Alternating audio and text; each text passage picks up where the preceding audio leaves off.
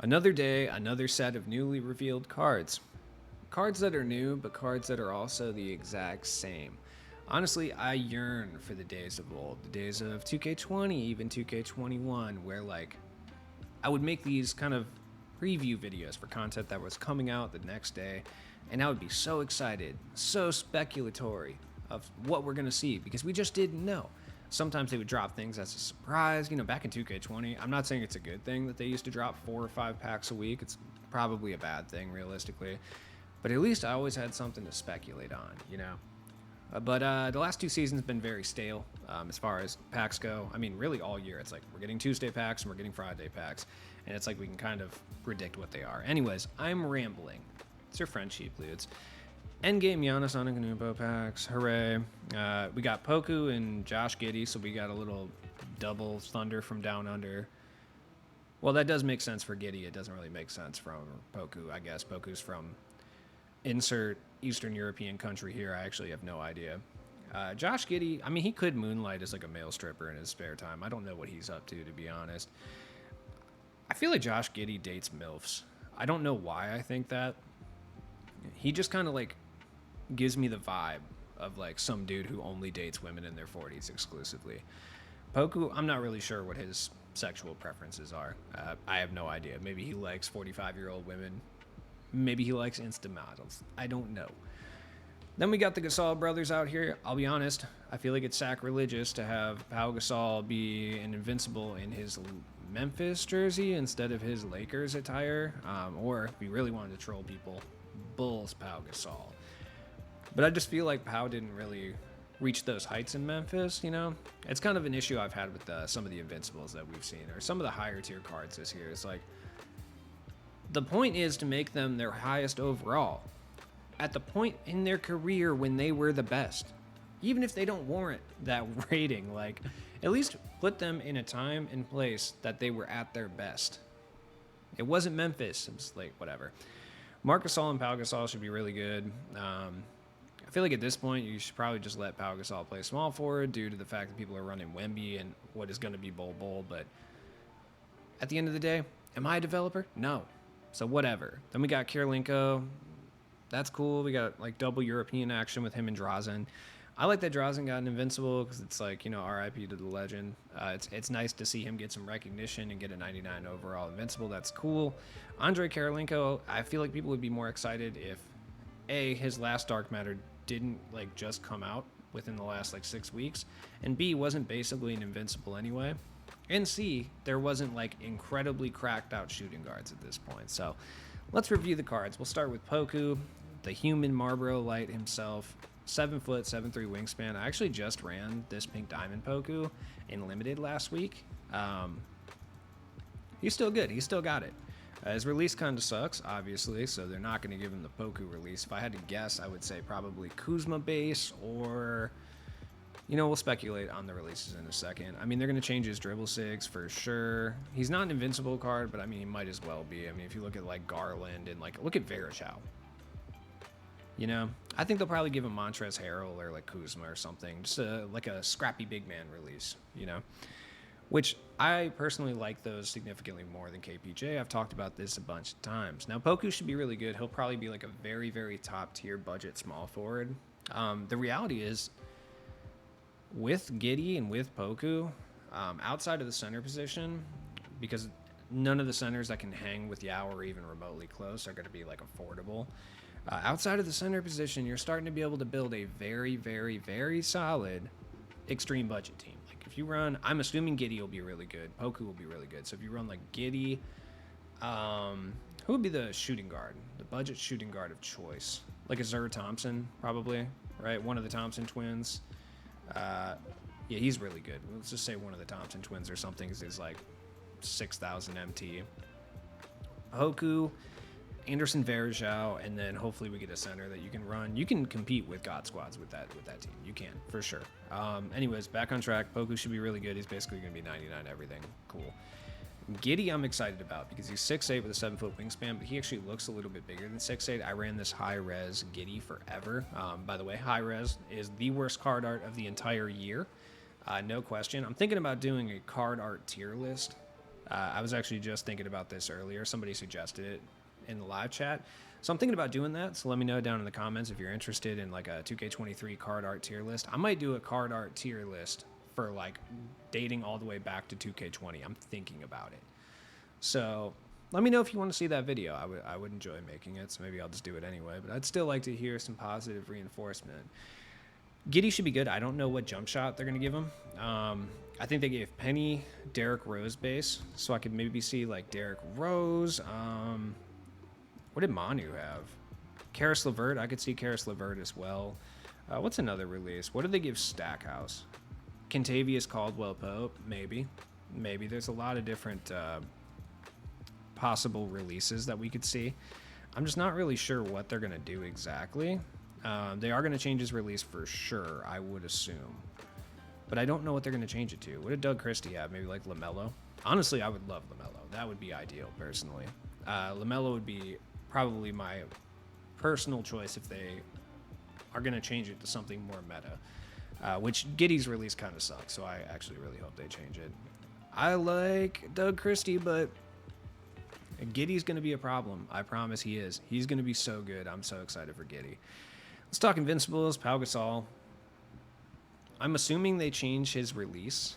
Now, that being said, you guys know, if you've been watching me all year, my absolute love for the Pau Gasol base, because it has one of the biggest green windows in the game. You can try to debunk that with science, but I promise that green window, chef's kiss. You guys know the level of lore building behind this limitless Pau Gasol. This man came out day one. He was a god tier. He's probably the best center in the game, honestly. Like, when he came out, I don't think that's actually... No, that's not a question. He was the best center. Until people got their first trophy case card, and then, like, you know, obviously, like, Ilgauskas and specifically Sabonis became the best center. But this Pau Gasol was so good. Oh, my God. Anyways, they're going to change his release. I don't know what to. They're going to change his dribble sigs and stuff, too. I wonder what they're going to do. They could go with, like, a Kuzma. Let me see what else they gave some of the other big men. They could go with Bielika, actually. I think I'm saying that right. That actually would make the most sense. They tend to do this thing where they take all European big men and give them, like, the same release. So, like, anytime Dirk gets a release, like, if they change it, they'll give it to, like, every European big man after that. So I'm assuming that's what's going to happen here. Pau should be okay. Marc Gasol, honestly, I hope they don't change his release. I hope he has the Devontae Kakak release. Like, I use this on Bob Edit. This Marc Gasol is actually a demon. Like, you can still run this Marc Gasol with gusto right now. He is still one of the best budget power forwards. I would say center, but if you run into, like, a Yao or a Mark Eaton, he's getting boxed. Like, let's just be real. But he's still so good, so I really hope they don't change his release. If they don't change his release, I think he'll be literally one of the best power forwards in the game. I'm dead serious, because this release is so good. And that's just for me. Maybe just for my play style. I don't know. He's going to be able to move a lot better. He'll have better defensive tendencies, and obviously his badges will be maxed out. So, Marc Gasol, it always bothers me. Honestly, I just want to point this out, that they never max out Marc Gasol's defensive badges. For some reason, like, he wasn't a fantastic defender. Like, he didn't win DPOY. Anyways, sorry. He'll be really good. I'm excited for him. I'm not going to spend $50K on him, but honestly, he'll be good. Andrei Kirilenko. Like I said earlier, I think people would be more excited about Kirilenko if, you know, we didn't have a bountiful amount of shooting guard options that are all better. Honestly, like, frankly, from, like, a more meta perspective. And B, this glorious Andrei Kirilenko wasn't already so good. Like, yeah, the shooting badges are going to be improved, so obviously that's going to help, but he already has O'Shea Brissett release. I would assume they don't change it. If they change it, they're going to give him KPJ. He's already pretty much maxed out in a lot of things anyway. Like, he's got the tray escape. They'll change his size up for sure, and I forgot what the meta size up is. I honestly don't care. But for the most part, I mean, this Andrei Kirilenko was basically an invincible card anyway. Like, you're really just paying for a few dribble sig changes, possibly a jump shot, but I actually don't even think that. I think those keep O'Shea Brissett, I would assume, and shooting badges. That's literally it. And he'll be good, obviously. Drazen Petrovich, I mean, 6'5" with a 6'8" wingspan. Shout out to the legend, Drazen. They're going to change his release, I think. Maybe they give him Seth Curry. Maybe they let him keep it. I actually just don't know. I could see him getting the KPJ treatment if anyone's going to get it, because it makes the most sense for Drazen being a sharpshooter. But, you know, whatever. He'll be fun, but I don't think anyone's really going to care. Now, let's talk endgame cards. Now, shout out to everybody who spent $50 on Magic Johnson, only for them to do a very 2K move and drop 2 endgame bigger point guards immediately afterwards.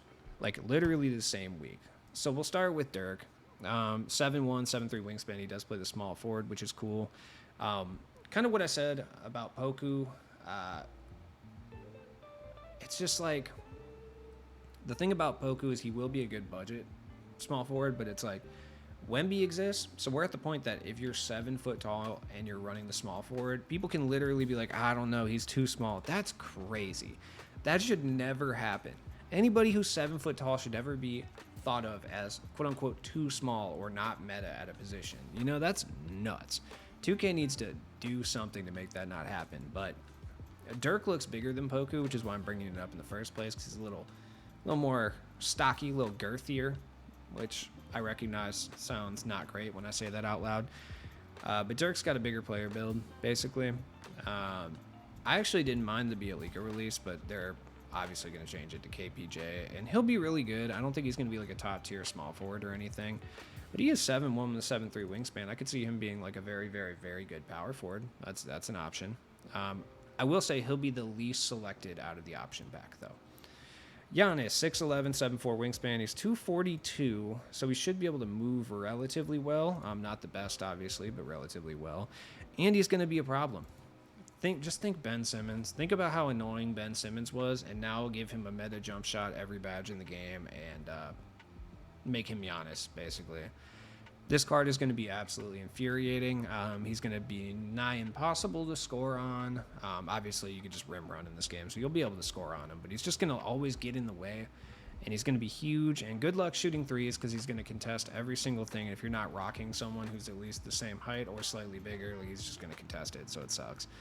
Giannis will probably be the most overpowered point guard in the game, I will say. Jokic will be decent, but he's 284.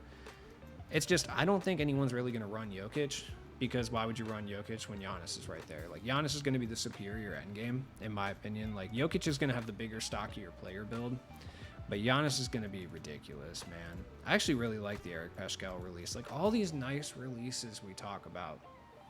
And every endgame has Kevin Porter Jr. Honestly, just, God, give an endgame a different release or something, man. Give him, like, different dribble saves. The thing that I think that 2K didn't do this year is they added all these dribble styles that were, like, signature to different players, and then they just straight up didn't even use half of them, right?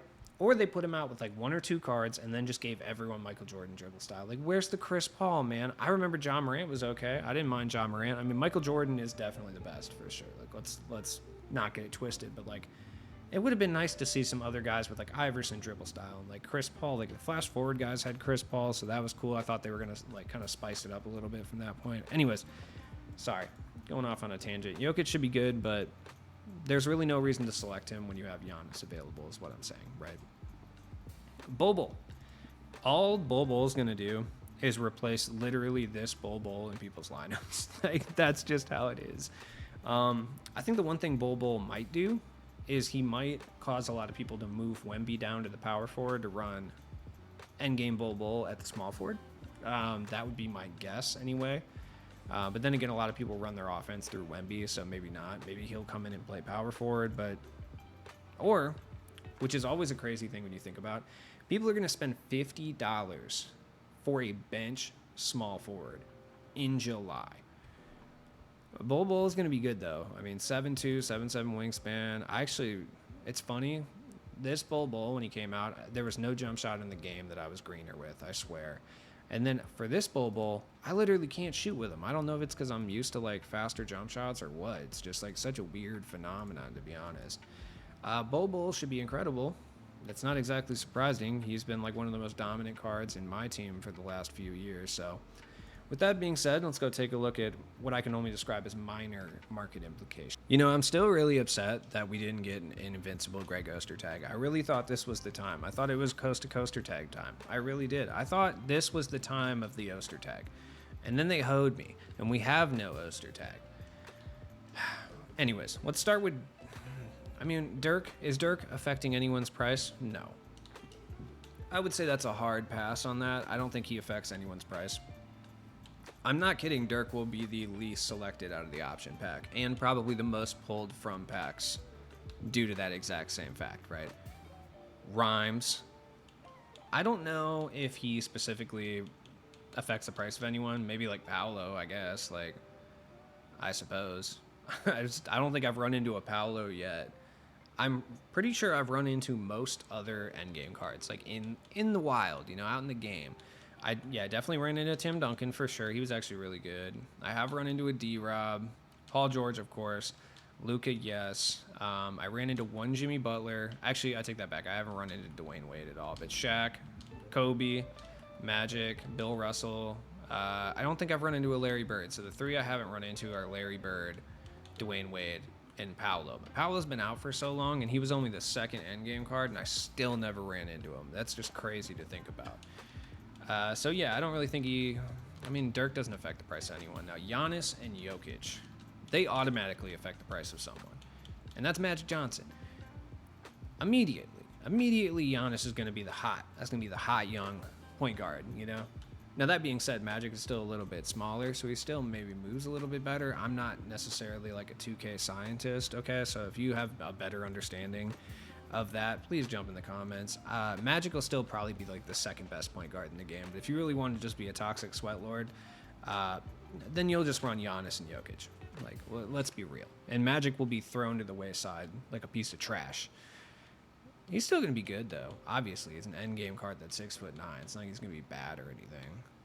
But anyone else that it really affects, I mean, like Hero Jokic, probably. Like, there'll be a bunch more Hero Jokic's up. But even then, I feel like most people have locked in for Manute Bol. Like, if you could afford... My thing is, if you could afford any of these cards, and I mean any of them, there's a high probability you locked in for Manute. Why is he 1 million now? I'm such an idiot. Anyways, there's a high probability that you locked in for Manute, so there's not going to be, like, a whole lot of these, honestly. That being said, Bol Bol, I mean, there's going to be more Bol Bols put up. For sure, I would say, because I feel like Bol Bol is going to take the most direct price hit because majority of people, and when I say people, I mean people that would be able to afford these cards or would spend $50 on these cards, are already rocking Bol Bol in some type of role on their team, whether that be like bench, small forward, or whatever. So they're just going to swap a Bol Bol for a Bol Bol. So they're going to put up their hero Bol Bols now, right? Even interdimensional, I mean, you're not going to see like a huge price drop because like there's levels to this, you know, as far as like the cards. Giannis should be fun. He's not going to affect the price of like the invincible Giannis. Like, he's still going to be over 100K. I mean, there's a lot more of them up for sure, but like Kareem, for instance, there was no buyout for this Kareem when the other Kareem came out. Which sucks because I would really like to run Invincible Kareem. I honestly don't even care about anything else. I just want to run Invincible Kareem. And I just don't want to spend a bunch of MT to do it. So Giannis is going to come down in price like at all. I'm pretty sure that Wemby is still like 1 million MT. So it's like, he's not being affected, trust. None of these cards are really being affected. It's just like the market implications from these packs are so lame. Because it's just Invincible, Endgame, you know, like 2 random Dark Matters that you'll pull, and then literally all old Dark Matters with no Invincibles, no Endgames, like nothing. Well, there is the Invincibles and the Endgames, I guess, yeah. I guess what I meant to say is like no additional cards besides those, right? No increased odds, nothing like that. So you're basically just opening these packs, and you have like a 2% chance to pull an Invincible, this is my guess, and a sub 2% chance to pull an Endgame, and then the rest of it's just outdated Dark Matters that are all like 7,000 MT, so annoying is what I will say. Now, should you open these packs? I don't know. We'll find out tomorrow. I would assume no. Probably not. Realistically, these should be guaranteed dark matter packs, and they should have a 34% chance to get an invincible and a 28% chance to get an end game. I mean, the game is literally going to die in a month. Why can you not give us that? Because they want their $50. But that being said, have a good night. I'll be back opening packs tomorrow, and I'll probably be upset, even though I'm literally telling myself right now that I'm not going to pull anything. It won't matter. Tomorrow, I'll still be mad.